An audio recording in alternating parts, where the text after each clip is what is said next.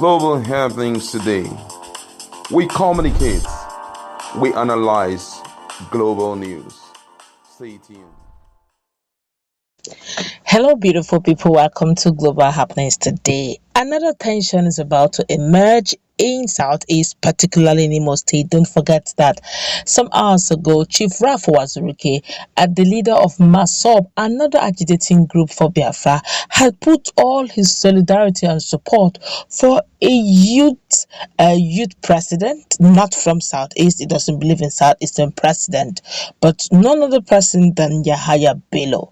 A lot of Nigerians were surprised, particularly Ohanes Igbo and other agitators for Biafra, judging the fact that the Igbos have been turned to two options. The elite, the political elite, have been vying and pushing for Igbo presidency or Southeastern Igbo presidency of Southeastern extraction come 2023, and or for the average Igbo man out there who believes that Nigeria right now is like a contraption to them. They prefer Biafran state. But as we speak, looks like more will come out of that particular move, where thousands of southeastern youth came out in solidarity to support Yahya Bello. Now, this is what is about to go down. Before we go into the newspaper, like and subscribe to our channel by clicking on the red subscribe button. Beside it, you see bell notification icon. Please go ahead, click on it to get notified as soon as we update our channel on YouTube. Where Chief Uwazurike is the leader of the movement for the actualization of the sovereign state of Biafra, MASSOB, which campaigned for the independence of Biafra in the early 2000s. He recently endorsed the Kogi State Governor Yahaya Bello for the presidency of Nigeria. According to the previous post, he said, "I don't believe in Igbo presidency," and he believes in Yahaya Bello. For more details on that, just check our feed. There's a video already done where you get the full details on that. But right now, Simon Ekpa, the self-acclaimed spiritual son of Nnamdi Kanu, seemed not to agree at all with Chief Uwazurike. In fact, his move may trigger a lot of tension. You're talking about IPOB. This one may be different, totally different. Well, this is what Simon Ekpa has got to say. He said Uwazurike, after killing Biafran youth through agitation for Biafra, is now supporting a Kogi State governor for Nigerian president, abandoning all the so-called Igbo leaders that are coming out. With this action of Uwazurike, he is not supposed to walk freely in Biafra's soil. This has sparked a lot of reactions. A lot of people are talking, and guess what?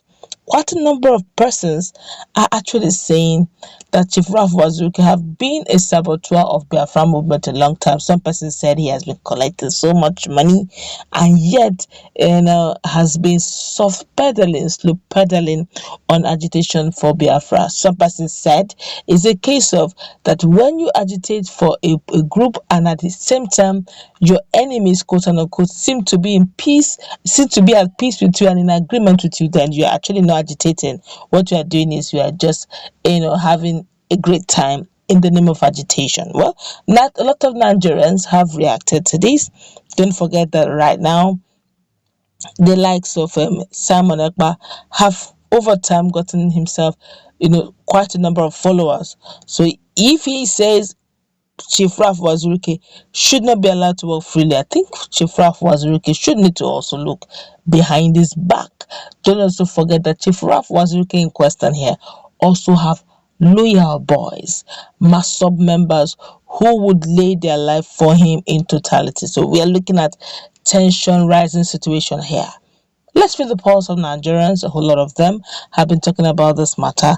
I just hope that at the end of the day, we'll not be looking at brothers rising against brothers in the cause for Biafra actualization.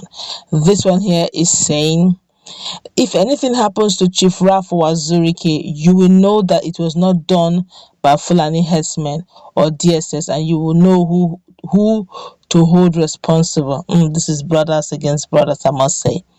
This one here is saying, action film don't start. I love this season, but this Ekpa guy go dangerous. It go dangerously dangerous, as in it will be dangerous. It's not serious, man. This one here is saying, is this how they will rule Biafra if they finally get the country?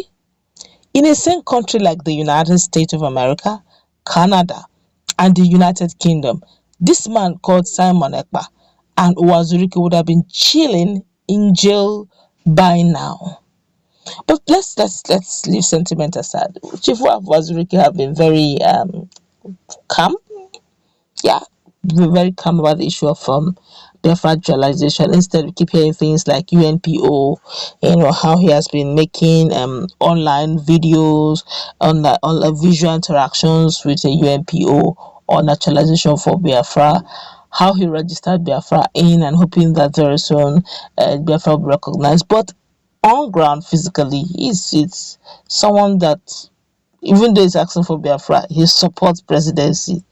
Even though he's asking for Biafra, he believes in elections, that elections must continue pending on whenever the Biafran agitation will pull through.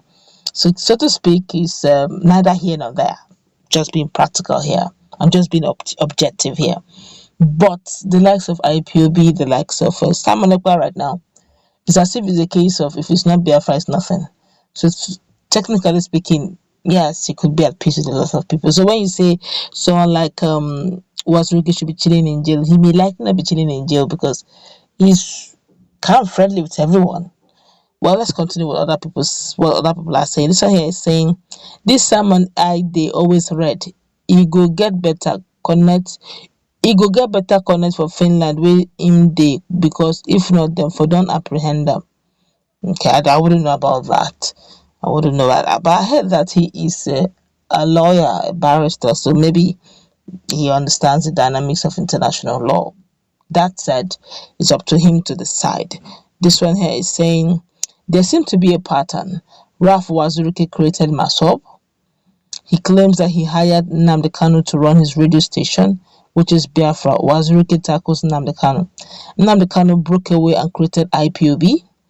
Nnamdi Kanu is the founder of IPOB. He hired Simon Ekpa to run Radio Biafra after he was arrested. Simon Ekpa broke away from the original faction of IPOB and created his own faction, the Autopiloters. My brother, I don't know again, but he still keeps insisting that the autopilot is all working towards the release of Mazi Nnamdi Kanu. The whole essence of them agitating that if not, Mazi Nnamdi Kanu will be forgotten in prison, in detention. So what time will tell if eventually it's a breakaway or if he's actually a spiritual son. Whatever happens, no matter how you hide anything, just give it time. Everything will unveil itself, everything will be exposed to all and sundry to see. So while he's still insisting that still Mazi Nnamdi Kanu's spiritual son to on Biafra actualization, time will tell if truly Mazi Nnamdi Kanu is his true leader and is actually following him. Quite a lot of people are talking here. This one here is saying, are you and the government are planning to do the needful? Let's meet in our comment section. Lots of comments are going on here. We can't take them all, but we do know one thing is certain: tension